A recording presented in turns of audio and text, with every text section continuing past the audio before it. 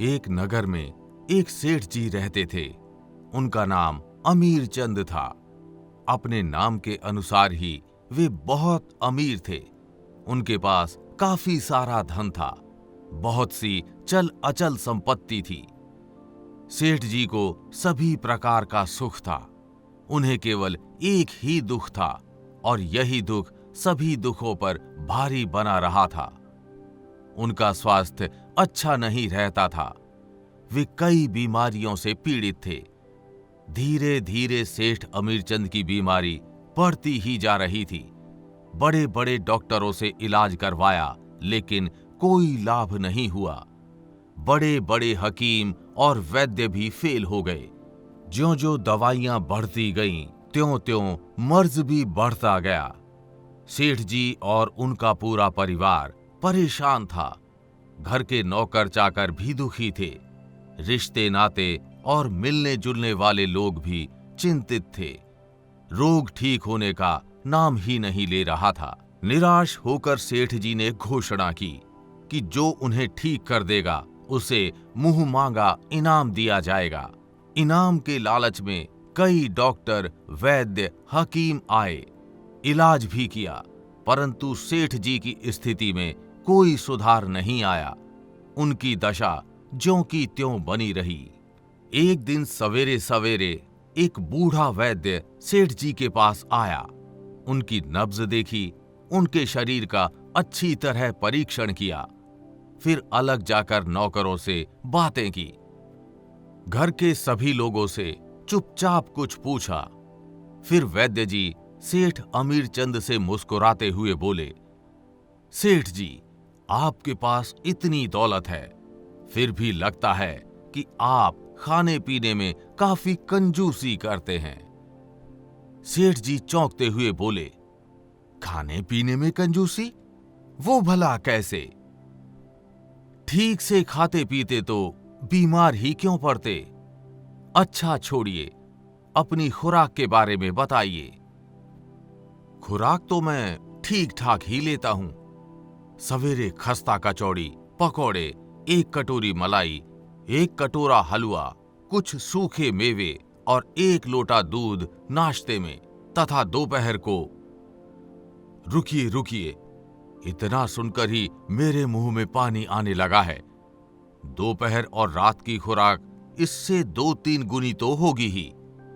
वैद्य जी बीच में ही बोल पड़े, आपका अनुमान बिल्कुल सही है। पराठे और पूरी तो मुझे बहुत पसंद है, डट कर खाता हूं, फिर भी समझ नहीं आ रहा कि चलते चलते मेरा दम क्यों फूलने लगा है। सेठ जी बोले, सब ठीक हो जाएगा, पर उपचार शुरू करने से पहले मैं कुछ बातें साफ साफ बता देना चाहता हूं। वैद्य जी ने कहा। सेठ जी ने कहा, बताइए, आप क्या कहना चाहते हैं? वैद्य जी ने कहा, अच्छी तरह सोच लीजिएगा, मेरे उपचार पर आप नाराज तो नहीं होंगे। उपचार किसी सुनसान स्थान पर किया जाएगा। सेठ जी बोले, पर भला मैं उपचार से नाराज क्यों होऊंगा? शहर से बाहर आबादी से दूर मेरी कोठी है। आप वहां कल सवेरे से ही उपचार शुरू कर सकते हैं। फिर वैद्य जी ने अपने सहायक को अलग ले जाकर उपचार के बारे में समझाया और वहां से चले गए। वैद्य जी समय के पाबंद थे। वे अगले दिन सुबह होते ही सेठ जी के यहां पहुंच गए। उनका सहायक 2 घंटे पहले ही उपचार की तैयारी करने के लिए उस सुनसान कोठी पर पहुंच गया था। वैद्य जी सुनसान कोठी तक पैदल टहलते हुए जाना चाहते थे, लेकिन सेठ जी नहीं माने। वे हाथ नचाते हुए बोले, उस कोठी तक पैदल जाएंगे? 4 कदम चलते ही मेरा दम फूलने लगता है।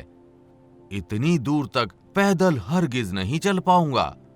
घर पर कई गाड़ियां हैं, ये कब काम आएंगी? गाड़ी से चलते हैं, जल्दी पहुंच जाएंगे। वैद्य जी मुस्कुराए, परंतु उन्होंने पैदल चलने की अधिक जिद न की। दोनों गाड़ी में बैठकर सुनसान कोठी पर जा पहुंचे। वैद्य जी ने वहां पहुंचते ही अपने सहायक से पूछा, उपचार की सभी तैयारियां हो गई हैं। सहायक ने स्वीकृति में सिर हिलाया और एक बाहरी कमरे की ओर संकेत किया। आगे आगे सेठ जी और पीछे पीछे वैद्य जी उस निश्चित कमरे की ओर चल पड़े। कमरे के बाहर सेठ जी के जूते उतरवा दिए गए और नंगे पैर सेठ जी जैसे ही उस कमरे में घुसे, वैद्य जी ने फुर्ती से बाहर से दरवाजा बंद कर दिया। अब सेठ जी कमरे के अंदर और वैद्य जी बाहर। अंदर घुसते ही सेठ जी को न जाने क्या हुआ, वे जोरों से चिल्लाने और उछलने कूदने लगे। बात ये थी कि कमरे का फर्श गरम तवे के समान तप रहा था, उस पर नंगे पैर रखे नहीं जा रहे थे। स्थिति यह थी कि कमरा बंद, फर्श तपता हुआ, पैर नंगे। अब सेठ जी उछलने कूदने के अलावा कर भी क्या सकते थे। वैद्य जी कमरे से बाहर थे। उन पर सेठ जी के चीखने चिल्लाने का कोई असर नहीं हो रहा था, उल्टे वे मंद मंद मुस्कुरा रहे थे। उन्होंने गाड़ी के चालक को भी 2 घंटे बाद आने की बात कहकर लौटा दिया था। वहां दूर दूर तक कोई आदमी नहीं था। फिर सेठ जी का चिल्लाना कौन सुनता। उनके मोटे थुलथुल शरीर का उछलना कूदना उस समय कोई देख पाता तो अपनी हंसी नहीं रोक सकता। कोई शरारती बच्चा उन्हें देखता तो उसे बहुत मजा आता। सेठ जी थक कर चूर हो गए, शरीर पसीने से लथपथ हो गया। वे लगभग आधे घंटे तक इसी तेज गति से उछलते कूदते रहे। जैसे जैसे फर्श की तपन कम होती गई, वैसे वैसे सेठ जी के उछलने कूदने की गति भी उसी हिसाब से धीमी पड़ती गई।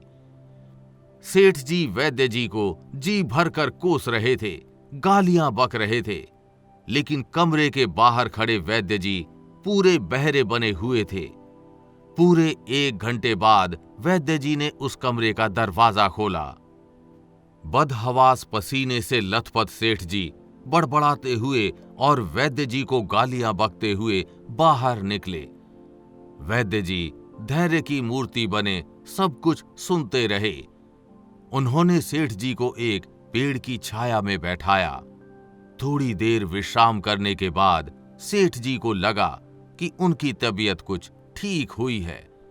तब वैद्य जी ने कहा, सेठ जी, मैंने पहले ही कहा था कि आप किसी बात का बुरा नहीं मानेंगे। पहले आप 10 कदम भी नहीं चल पाते थे, अभी आप घंटे भर तक उछलते कूदते रहे। आप अच्छी खुराक लेते तो हैं, पर शारीरिक श्रम नहीं करते, व्यायाम नहीं करते हैं। यही आपकी बीमारी है। आप कम खाएं, लेकिन नियमित व्यायाम करें, योगासन करें, सुबह खुली हवा में भ्रमण कीजिए। कुछ ही दिनों में आप पूरी तरह से स्वस्थ हो जाएंगे। मैं आपसे माफी चाहता हूं, क्योंकि आपके इलाज में मुझे कुछ सख्त कदम उठाने पड़े। अब सेठ जी को अपनी तबीयत कुछ कुछ ठीक लग रही थी, इसीलिए उनका गुस्सा भी शांत हो गया था। वैद्य जी की सम्मति को उन्होंने स्वीकार किया। उचित खान पान और नियमित व्यायाम से वे कुछ ही दिनों में पूर्ण स्वस्थ हो गए। अब तो वैद्य जी से उनकी रही सही नाराजगी भी समाप्त हो गई। अब तो नाराज होने के बजाय वैद्य जी की प्रशंसा ही करने लगे।